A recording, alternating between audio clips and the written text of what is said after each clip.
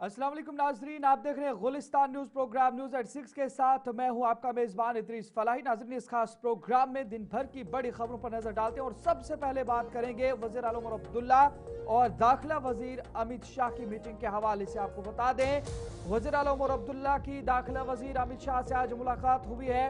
जम्मू कश्मीर के अहम उमूर पर दिल्ली में बातचीत की गई है और अमन अमान, सिक्योरिटी तैयारियां समेत कई मसाइल जेर बहस रहे। इस हवाले से तात मिले और चंद दिनों में जम्मू कश्मीर के हवाले से अहम फैसले मुतवक्का हैं। आपको बता दें, जहां पर जम्मू कश्मीर के वजीर आला उमर अब्दुल्ला ने नई दिल्ली में मरकजी वजीर दाखिला अमित शाह से मुलाकात की है, जिसमें जम्मू कश्मीर से मुतालिक गवर्नेंस, सलामती, तरक्की और मजमूई सियासी और इंतजामी सूरत हाल पर तबादले ख्याल किया गया है।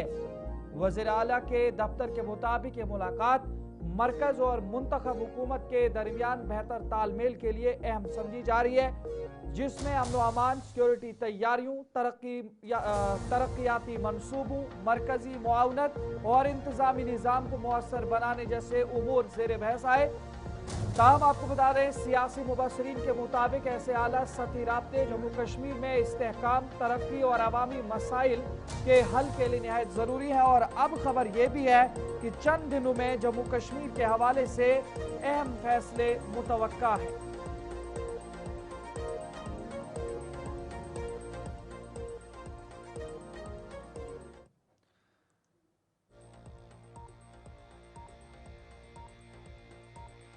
इधर नेशनल कॉन्फ्रेंस के सदर डॉक्टर फारूक अब्दुल्ला ने जम्मू में ज़राए इब्लाग के नुमाइंदों से गुफ्तगू करते हुए कहा कि गुज़श्ता कुछ बरसों के दौरान मुल्क में नफरत का माहौल पैदा किया गया है, जिसके बाइस पूरे मुल्क में एक दूसरे के खिलाफ नफरत को हवा मिली है।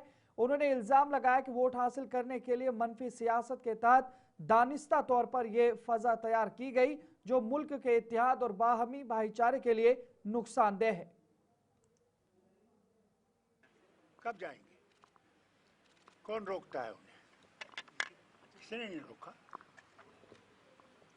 जाए, घर है, घर जाए, बैठे वहां पे आराम से। वहाँ बहुत से पंडित रह रहे, कभी वो निकले नहीं। जब बाकी निकलाले गए थे, वो नहीं निकले, वहीं बैठे अपने गांव में आराम से बैठे। जनाब, मेरे वक्त में मैंने इनसे कहा था घर भी बना के देंगे, घर के सामान भी बना के दे देंगे। उसके बाद हुकूमत चली गई। अब दिल्ली की हुकूमत को देखना है, पहले तो इन लोगों को देखना है, क्योंकि आप हर जगह फंस गए हैं, बुजुर्ग हो गए हैं, वहाँ इनका इलाज चलते हैं, बच्चे कॉलेजेस और स्कूल्स व यूनिवर्सिटीज़ में हैं। वो तो एक विजिटर आएंगे, मुझे नहीं लगता वो वहाँ रहने के लिए आएंगे। हमारे भारत में कुछ सालों से नफरत की आग लगी हुई है। हिंदू और मुसलमान को डिवाइड किया जा रहा है इलेक्शन जीतने के लिए।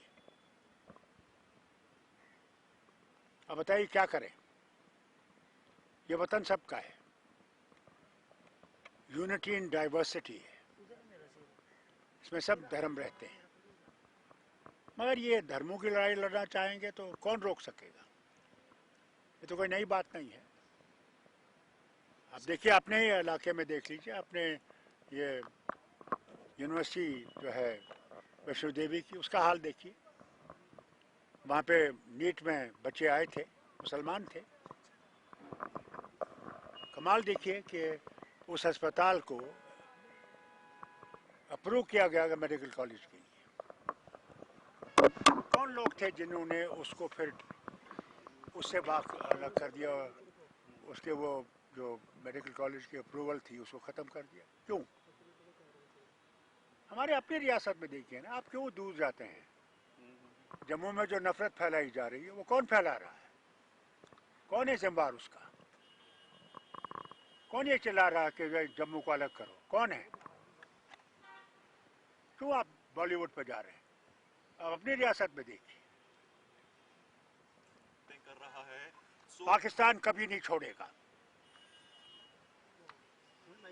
पाकिस्तान बार बार कहता है, हमने उसका मुकाबला किया है अगर हमने पाकिस्तान में जाना होता हम 47 में चले जाते, हमने पाकिस्तान में नहीं गए, हम भारत में रहे। नजर आगे बढ़ जाएंगे तो एक बड़ी खबर आपको बता रहे हैं, जहां पर पीडीपी सदर महबूबा मुफ्ती की जानिब से आज राजौरी के अंदर एक बड़ा बयान दिया गया है। आपको बता दें, राजौरी से बड़ी खबर है, जहां पर राजौरी में पीडीपी सदर महबूबा मुफ्ती की जानिब से बड़ा बयान दिया गया है। खित्ता पीर पंचाल और खित्ता चिनाब को डिवीजन्स का दर्जा दिया जाना चाहिए, ये साबिक वजीर आला जम्मू कश्मीर और पीडीपी सदर महबूबा मुफ्ती की जानिब से आज कहा गया। गलबात प्रोग्राम की तकरीब के दौरान डिवीजन का मुतालबा किया गया है और खित्ता पीर पंचाल में नौजवान तबका ज़हनी दबाव का शिकार है, यह भी महबूबा मुफ्ती की जानिब से कहा गया है। पीडीपी सदर महबूबा मुफ्ती ने कहा कि खित्ता पीर पंचाल और खित्ता चिनाब के मसाइल को देखकर ऐसा महसूस होता है कि दोनों खित्तों में दो अलग अलग डिवीजनल कमिश्नर्स बैठ पाएं ताकि अवामी मसाइल और उन्हें दरपेश मसाइल का हल निकाला जा सके। नजर आपको बता दें, राजौरी में पीडीपी की जानिब से गलबात प्रोग्राम का इनेकाद किया गया, जिसमें पार्टी सदर महबूबा मुफ्ती, दिगर सीनियर रहनुमाओं के अलावा मकामी नौजवानों और आम लोगों ने शिरकत की। इस मौका पर अवाम और नौजवानों ने अपने मसाइल और मुश्किलात खुलकर बयान की। महबूबा मुफ्ती ने कहा कि मौजूदा हालात में आम लोग शदीद दबाव का शिकार हैं, जबकि नौजवान तबका ज़हनी कोफत में मुब्तला है। इसलिए पीडीपी ने यह प्रोग्राम शुरू किया है ताकि अवाम और नौजवानों को अपनी बात कहने और मसाइल बयान करने का मौका मिल सके। लेकिन वहीं पर मीडिया और ज़राए इब्लाग के नुमाइंदों से बात करते हुए आज उन्होंने ये बड़ा बयान दिया है, जिसमें उन्होंने कहा खित्ता पीर पंचाल रेंज को और खित्ता चिनाब को डिवीजन का दर्जा मिलना चाहिए ताकि दोनों खित्तों के अंदर दो डिविजनल कमिश्नर्स बैठ सकें और अवामी मुश्किलात का इजाला हो सके। मजीद उनकी जानिब से क्या कुछ कहा गया है, सुनते हैं।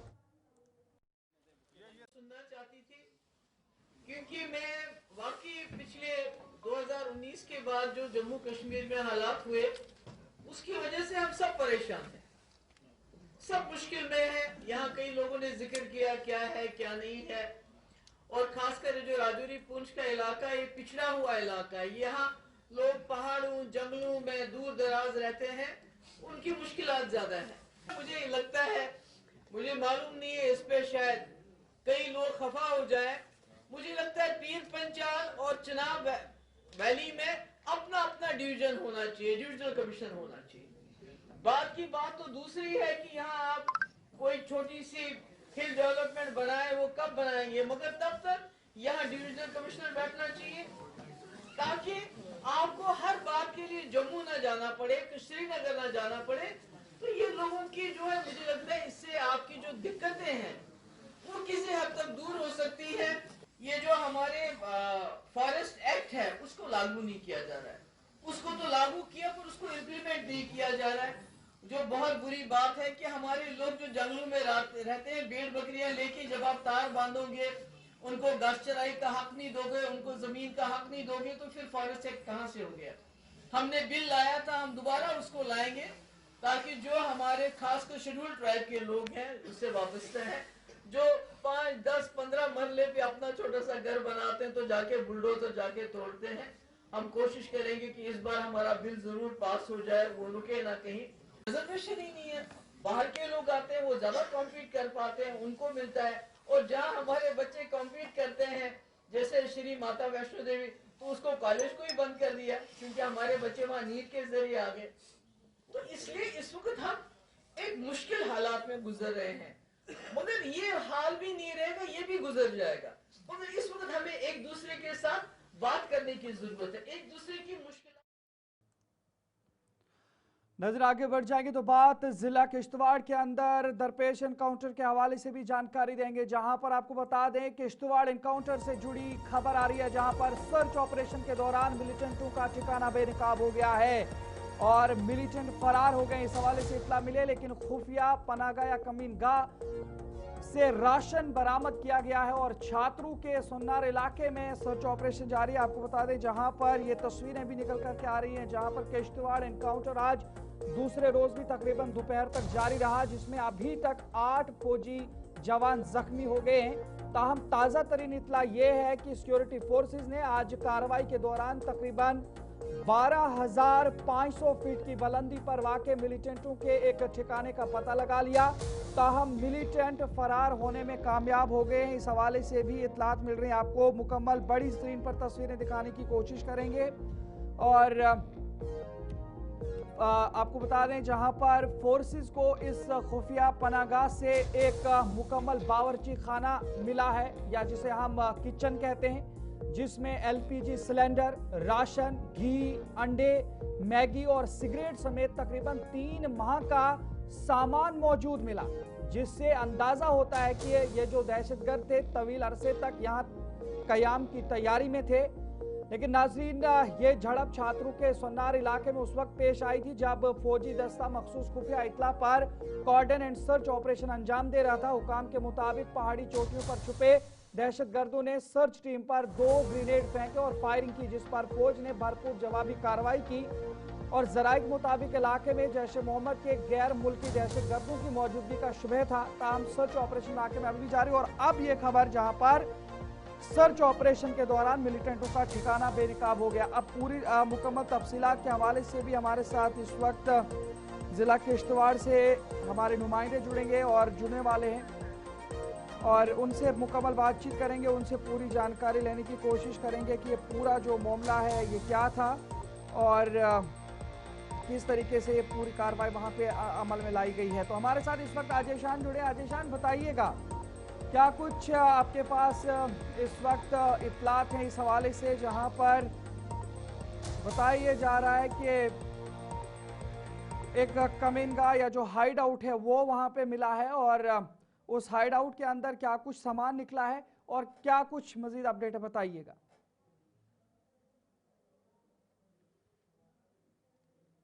अजय शान की आवाज बढ़ा दीजिएगा थोड़ा, इनकी आवाज नहीं आ रही है। जी बताइए।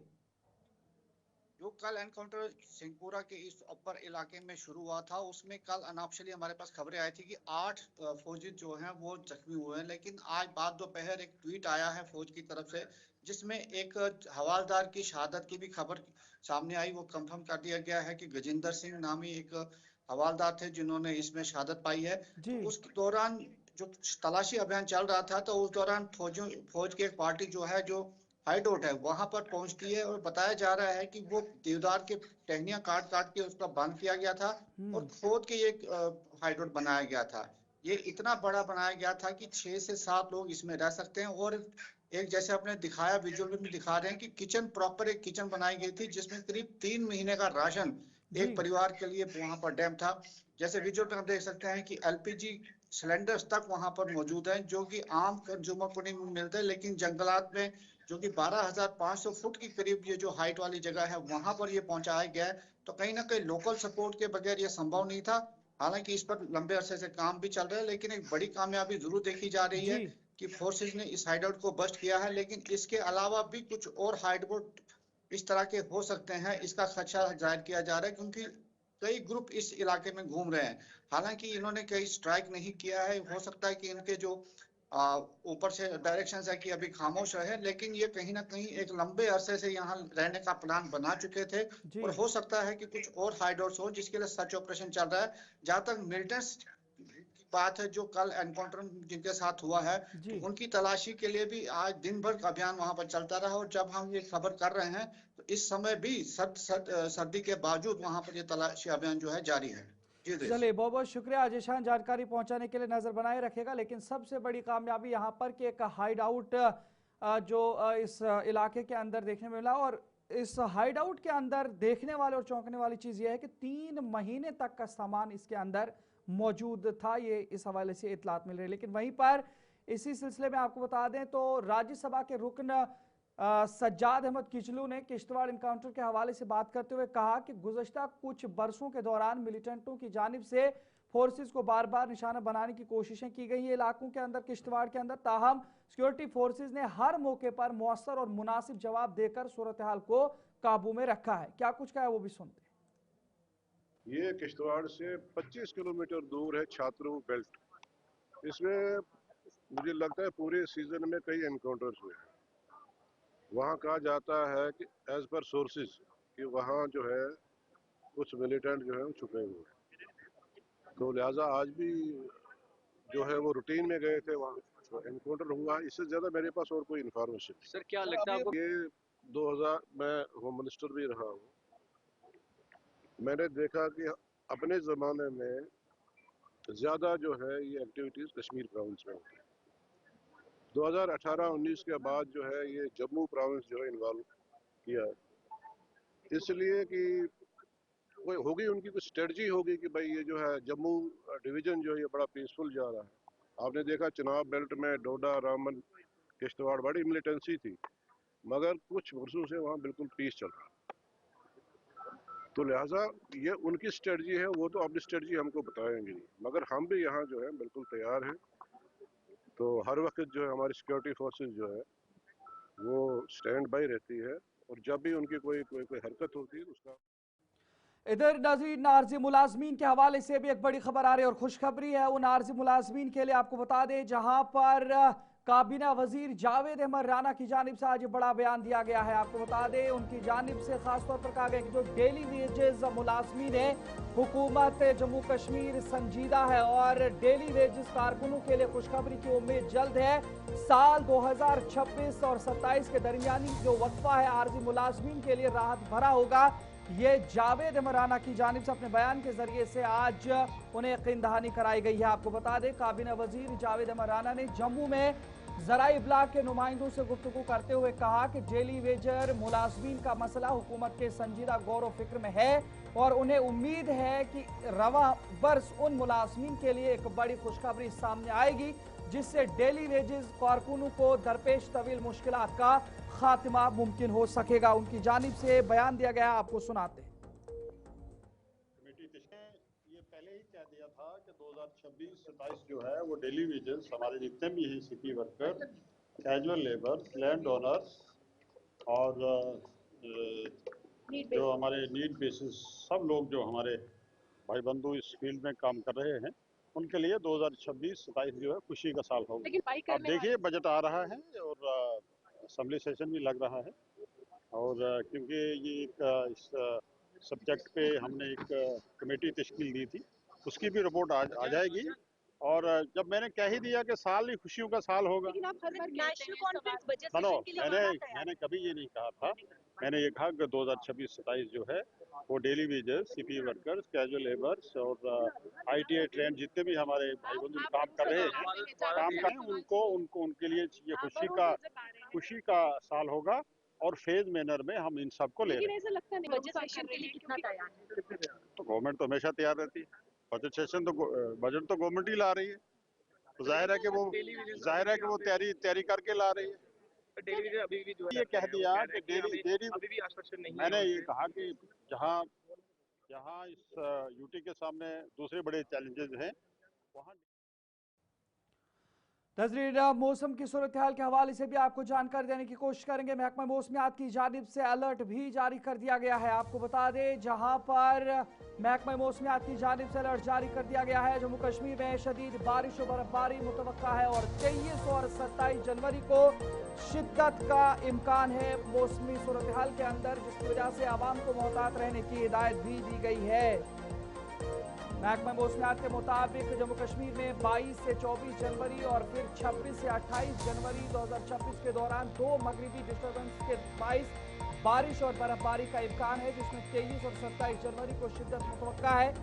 वादी चिनाब और खिते पीर पंचाल और जनूबी कश्मीर के बालाई इलाकों में दरमियानी से शदीद बर्फबारी और बारिश हो सकती है, जिसके बायस सड़क और फजाई आमदोरफ्त मुतासिर होने, लैंडस्लाइडिंग और तेज हवाओं का खदशा है।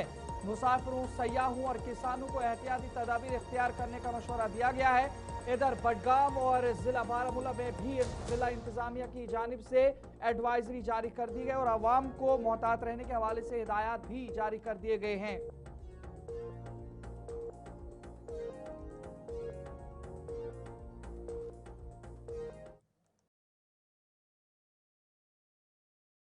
ने श्रीनगर में ज़राई इब्ला के नुमाइंदों से बात करते हुए कहा कि स्मार्ट सिटी प्रोजेक्ट्स के काम को जल्द मुकम्मल करने के लिए इक़दाम जारी हैं ताकि शहरियों को सहूलत फराहम की जा सके। उन्होंने कहा कि ये मंसूबे आम शहरियों की मुश्किलात कम करने और रोज़मर्रा ज़िंदगी को आसान बनाने के लिए हैं और इंतज़ामिया की कोशिश है कि शहरियों को किसी किस्म की इजाफी दुश्वारी ना हो सके। देखिए, ऐसा है कि हमारा अमीरा कदल बहुत पुराना एक ब्रिज है और उसको मेकओवर का, उसकी रेनोवेशन का काम स्मार्ट सिटी की जानिब से हो रहा था, जिसके अंदर पेडेस्ट्रियन ब्रिज की तरह से उसको तैयार किया गया है। और हमें बड़ी खुशी है और स्मार्ट सिटी की पूरी टीम को हम बधाई देते हैं इस मौके पर कि बहुत जल्द उसका जो है ऑनरेबल एलजी साहब उसे पब्लिक को डेडिकेट करेंगे। और मैं समझता हूँ श्रीनगर के सभी हमारे साथियों के लिए लाल चौक और हमारा जो बिजनेस टाउन है उसके जो हमारे जो शॉपकीपर्स हैं, हमारे इंडस्ट्रियलिस्ट हैं, उन सभी को भी उसका बहुत फ़ायदा मिलने वाला है।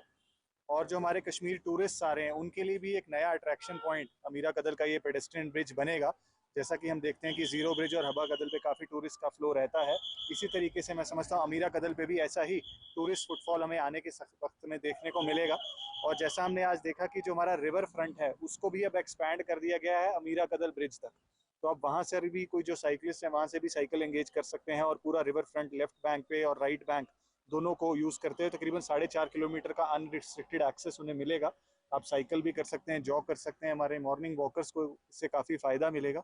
तो मैं समझता हूँ कि एक बहुत ही अच्छा प्रोजेक्ट कंप्लीट होने जा रहा है और इसके लिए मैं श्रीनगर के सभी साथियों को बहुत बहुत बधाई देता हूँ। कंट्रोल सेंटर है वो भी स्मार्ट सिटी की तरफ से ही बनाया गया है, फंक्शनल है और उसके अंदर डिविजनल एडमिनिस्ट्रेशन की तरफ से तकरीबन 40 एम्प्लॉइज़ को डेडिकेटेडली तैनात किया गया है और 15 फरवरी से उसकी हेल्पलाइंस चालू हैं। अगर किसी भी हमारे सिटीज़न को या टूरिस्ट को या किसी को भी कोई परेशानी का सामना करना पड़ता है तो हमारी ICCC की हेल्पलाइन पर कॉल कर सकते हैं।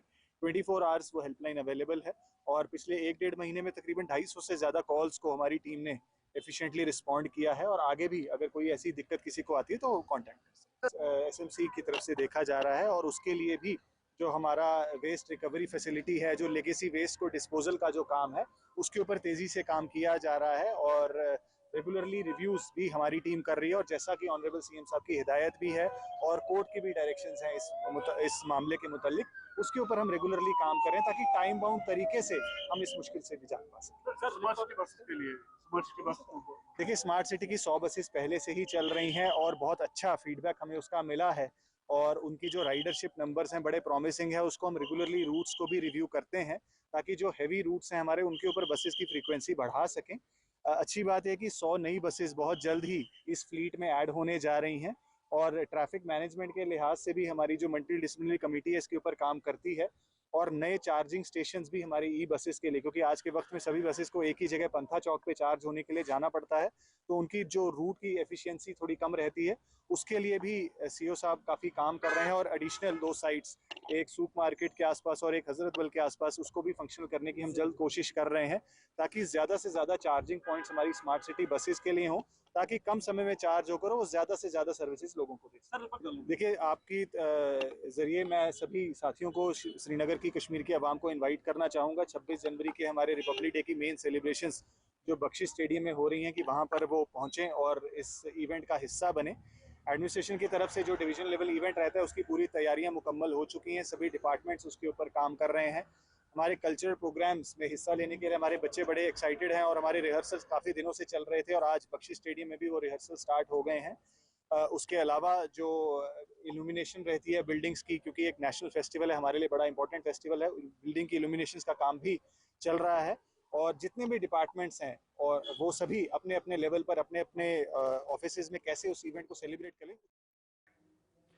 तहसीलदार सुरनकोट मोहम्मद अकबर की सदारत में 26 जनवरी 2026 यानी यौम जमहूरिया की तकरीबात की तैयारियों के सिलसिले में इजलास मुनक़िद हुआ जिसमें तमाम मुतल्लिका महकमों के अफसरान ने शिरकत की। इजलास में तहसीलदार ने तकरीबात को नज़्म व ज़ब्त, कौमी जज्बे और जो खुश असलूबी के साथ मुनक़िद करने पर जोर दिया और सिक्योरिटी, सफाई, स्टेज, सकाफ़ती प्रोग्राम, पीने के पानी, बिजली, सेहत और ट्रैफिक इंतजाम के हवाले से तफसीली हिदायत जारी की हैं। उन्होंने तमाम महकमों को बरवक्त और बाहमी हम-आहंगी के साथ काम मुकम्मल करने की हिदायत दी है और वाज़ेह किया कि किसी भी किस्म की कोताही बर्दाश्त नहीं की जाएगी। हमारी आज रिव्यू मीटिंग थी 26 जनवरी की सेलिब्रेशंस के सिलसिले में, तो हमने जायज़ा लिया है कि तैयारी हमारी कहाँ तक पहुँची है, उसी सिलसिले में ये मीटिंग मुनक्कद की गई थी। सिक्योरिटी के अरेंजमेंट्स जैसे हर साल होते हैं इस बार भी होंगे, और फुल प्रूफ सिक्योरिटी होती है तो वो होगी। लोगों को से यही है कि वही ज़्यादा से ज़्यादा लोग पार्टिसिपेट करें और हमारे फंक्शन को कामयाब बनाएं। स्कूल्स को इस वक्त तो छुट्टियां पड़ी हुई हैं, तो जैसे ही प्रिंसिपल साहब ने कोई शेड्यूल बनाया है तो वो पार्टिसिपेट करें। तो जो सुबह टाइमिंग होती है वो 10 बजे है हमारे फंक्शन की, लेकिन स्कूलों को 9 बजे का टाइम दिया जाता है कि तो 9 बजे वो वेन्यू पर पहुंच जाएं और उसमें जिला तरक्याती कमिश्नर राजौरी की हिदायत पर महकमा समाजी बहबूद की जानिब से सब डिवीजन थाना मंडी में मंशियात के खिलाफ बेदारी और जानकारी कैंप मुनक्किद किया गया, जिसका मकसद आवाम बिलखुसूस खवातीन, असातिज़ा और तालीमी शोबे से वाबस्ता अफराद को मंशियात के खतरनाक असरात से आगाह करना था। कैंप में नायब तहसीलदार थाना मंडी महमूद चौधरी बतौर मेहमान खुसूसी शरीक हुए, जबकि तहसील सोशल वेलफेयर ऑफिसर शकील मनास ने प्रोग्राम की निगरानी की। मुकर्रीरीन ने मंशियात के जिस्मानी, जहनी और समाजी नुकसान पर रोशनी डाली और नौजवान नस्ल को इस लानत से बचाने के लिए इज्तिमाई किरदार पर जोर दिया, जबकि आखिर में शुरा ने मंशियात के खिलाफ बेदारी फैलाने के आज़म का इजहार किया। ट्रेनिंग प्रोग्राम था नशा मुक्त का, इसमें हमारे जो हैं पार्टिसिपेंट्स थे, इसमें एजुकेशन डिपार्टमेंट से थे, हमारे सोशल वेलफेयर से जो हमारी आंगनवाड़ी वर्कर्स थी, और सेल्फ हेल्प ग्रुप से। इसमें हमारे चीफ गेस्ट हमारे नायब तहसीलदार साहब भी हैं, और हमारे जो रिसोर्स पर्सन थे, जो ट्रेनर्स भी थे, वो हेल्थ डिपार्टमेंट से थे। ये हमारा 1 डे का प्रोग्राम था। इसमें इनको ट्रेन किया जा रहा है कि नशे को हमने ग्राउंड लेवल से कैसे ख़त्म करना है। जैसे हमारी आंगनवाड़ी वर्कर्स हैं जो सोशल वेलफेयर में हैं, वो 6 month to 6 years of child को डील करती हैं, तो उनको कैसे एजुकेट करना है। और जो हमारा एजुकेशन डिपार्टमेंट है, वो बच्चा सबसे ज़्यादा हमारा जो बच्चे हैं वो टाइम गुजारते हैं एजुकेशन डिपार्टमेंट में, उनको हम किया गया था। जैसे कि तहसील सोशल वेलफेयर ऑफिसर ने आपको इसके बारे में डिटेल से बताया है कि it was a training program नशा मुक्त भारत अभियान को लेके। तो इस प्रोग्राम में मैंने भी एडमिनिस्ट्रेशन की तरफ से यहाँ पे शिरकत की थी। तो जहाँ तक बात नशा मुक्त भारत अभियान की है, तो ये प्रोग्राम जो है वो गवर्नमेंट ऑफ इंडिया ने ministry of social justice and empowerment ने 15 अगस्त 2020 में स्टार्ट किया था। बेहतरीन अंदाज से ये प्रोग्राम जो है मुनक्किद किया गया है यहाँ डिस्ट्रिक्ट एडमिनिस्ट्रेशन की तरफ से, और यहाँ जो पार्टिसिपेंट थे उनने बड़े गौर फिक्र करके इस चीज़ को सुना भी है। और जो मेन मकसद है, यहाँ जो वॉलंटियर्स या जो लोग ऑफिशियल्स थे यहाँ पर, उनको इस चीज़ की इम्पोर्टेंस को सबसे पहली बात है समझना ज़रूरी है। मेरे पार्ट पे ये है कि इसको खाली हम यहाँ अटेंड करने आए, हमने देखा, हमारा वो रोल नहीं है। हमारा जो मेजर रोल है वो हमारी जो जहाँ नेटिव जो हमारी साइट है, जहाँ हमने जाकर इसको इम्प्लीमेंट करना, वो बहुत मेजर पार्ट है इसका। तो मैंने भी रिक्वेस्ट की, और बाकी तमाम जो एडमिनिस्ट्रेशन के लोग थे या जितने भी हमारे जो गेस्ट थे, उनने बताया हमें, बार बार ये इस पे फोकस किया कि हमें इसको ग्राउंड लेवल पे जाकर इसको इम्प्लीमेंट करना। तो चलिए नाजरीन, फिलहाल वक्त हुआ चला है न्यूज़ एट 6 में इतना ही। अपने मेजबान इदरीस फलाही को इजाजत दीजिए। देखते रहे गुलिस्तान न्यूज़। अल्लाह निगहबान।